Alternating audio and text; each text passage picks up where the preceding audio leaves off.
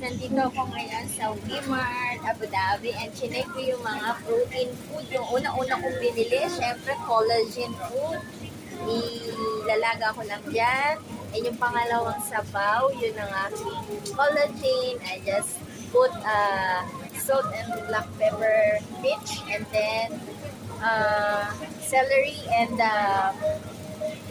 carrots. And magagamit ko yung mga sabaw nun for 2 weeks, no? For my natural collagen. So, ayan. So, ito yung mga beef na to. Yan.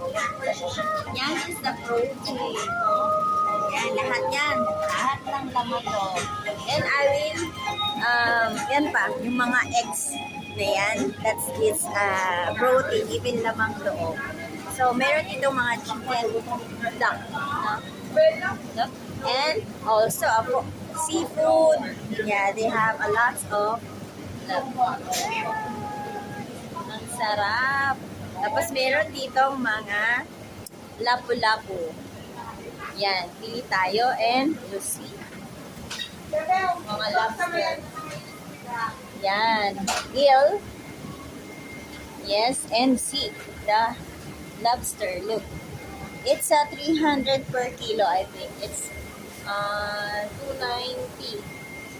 Almost 400 dirham. No? Ang ganda, tinan mo. Oh, magkano to? Wow, yan malalaking crab na yan. Look.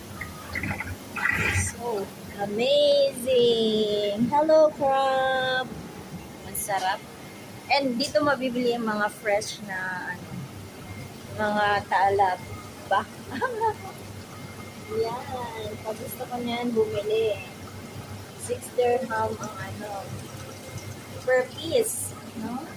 It's a source of zinc and protein. So, let's eat.